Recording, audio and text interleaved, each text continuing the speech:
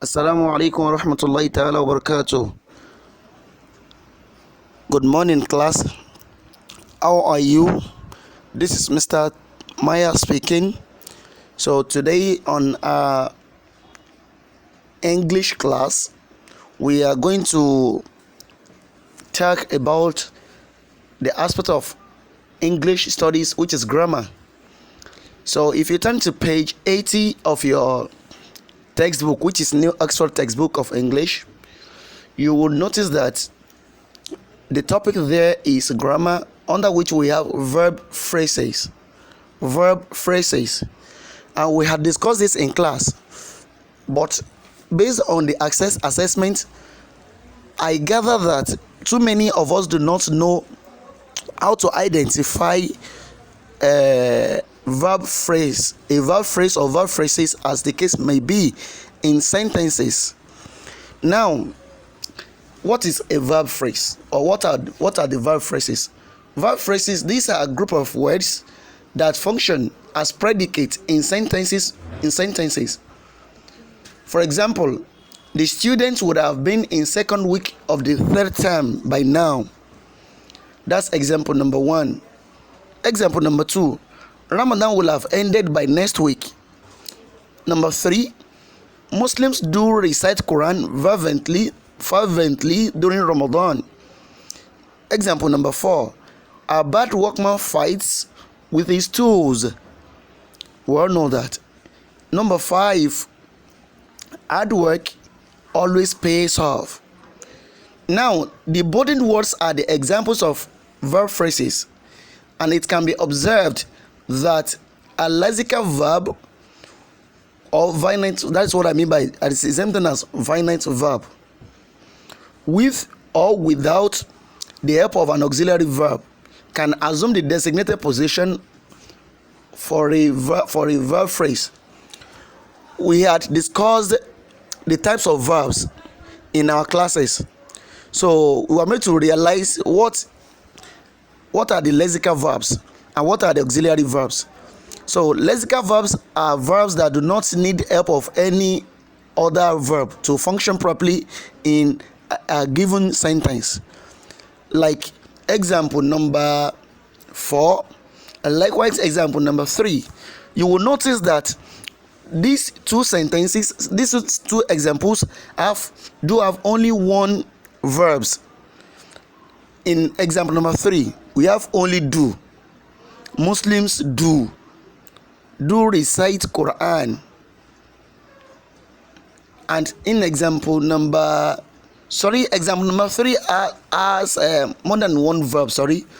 Do recite are actually two different verbs. So the do here functions as an helping verb,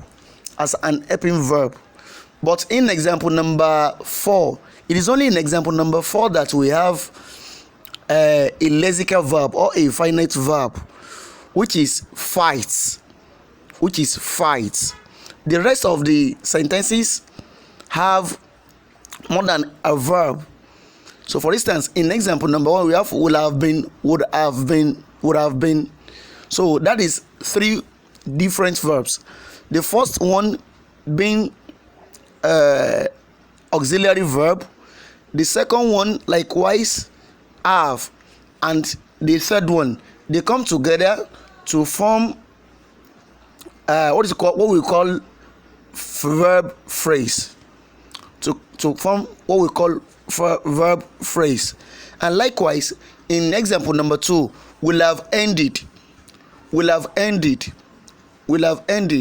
So that's 1, 2. The first 2 verbs, the first one and the second one, are examples of auxiliary verbs, because they are helping and giving more information to ended, which is the finite verb there present. So what we want to assert from this explanation is the fact that it is quite possible for a verb phrase to be just a finite verb, as we have it in example 4, and it can also be with the help of 1 or 2 auxiliary verbs. one or two auxiliary verbs. Don't forget that in auxiliary verbs we have modal auxiliaries and we have primary auxiliary verbs. So the example of primary auxiliary verb is do. In example number 3, do recite. So but the examples in number 1 and number 2, would and will, have, as case will might be, they are examples of modal auxiliary verbs, which is telling us the possibility of a particular occurrence. So in order not to dwell too much on that, in example number 5, you can see that what we have there is pays off. So this will lead us to a little explanation on difference between verb phrase and phrasal verbs. Verb phrase is a group of words that have only verbs. They do not have prepositions. They do not necessarily need any preposition. But in the case of example number 5, you can see pay, pays, and off. Off being an example of what? A preposition. An example of a preposition. So now, when you are talking of a verb phrase, so you are talking of purely verbs, irrespective of the types, probably lexical, finite, or with the help of auxiliary, modal, or primary auxiliary verbs. But when we are talking of phrasal verbs, these are types of verbs that have another meaning aside from just ordinary ones that we know, and they always appear. You have a verb and in company of a preposition, a verb in company of preposition, like example of pays off, make up, dwell with, and what have you. So that is about that. Now we went further to explain that verb phrase is the most important constituent of any given sentences. What this simply means is that nobody can make a meaningful sentence without or in absence of a verb, be it finite verb, be it modal, be it auxiliary verbs. You must have either of it. Trying to make a sentence without the help of any of these two will make such a sentence redundant. What do I mean by redundancy? It will make them meaningless, useless, so they will not be meaningful. So now, going now to the assignment. The assignment, I want us to write 10 sentences. Write 10 sentences. I actually, my hand skipped that aspect. So I want you to listen to this. You should write 10 sentences of your own. Write sentences of your own and underline verb phrases therein. I want you to write in your own language. Write 10 sentences and underline the verb phrases in those sentences. So before we call it a day, let me quickly summarize the lesson for today. You want me to realize that verb phrases are a group of words, or possibly it might be just a word at times, so that functions as what? As the predicate, as doing what? As action word that expresses the condition, the state of being, and what have you in a given sentence, without which that sentence will become meaningless.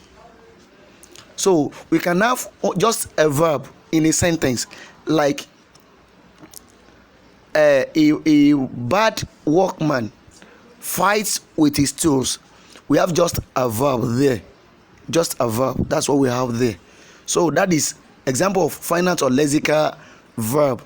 And likewise for the rest of the sentences, you can have one lexical verb with help of other auxiliary verbs. So, and we in example number 5, We gave an example of hard work always pays off, and I made us realize, I purposely put it there so that will compel us to understand the difference, at least to note the difference rather, between verb phrases and phrasal verbs. Verb phrases and phrasal verbs. Verb phrases are a group of words without, they are all throughout verbs. They do not have any preposition, and they have just their meaning, the surface meaning. So their meaning is known. It does not need any additional information. But when it comes to phrasal verbs, they are verbs. You have a verb and you have one preposition with it. For instance, pays off, pens up, and so on and so forth. So now you go to the page, page 80 of your textbook and read further on it. And the assignment given to you is to write 10 sentences of your own and underline the verb phrases therein, to be submitted not later than inshallah Wednesday. May Allah ease our fears and accept our ibadat in this holy month of Ramadan, and return the mercy to our life and grant us our heart desires. Innahu ala dhalika qadir. So assalamu alaikum wa rahmatullahi ta'ala wa barakatuh.